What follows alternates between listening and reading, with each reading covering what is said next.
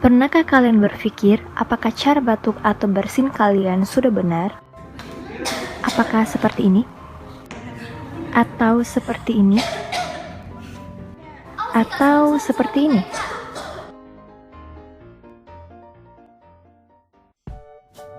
Satu, tutup mulut menggunakan tisu saat Anda batuk dan bersin.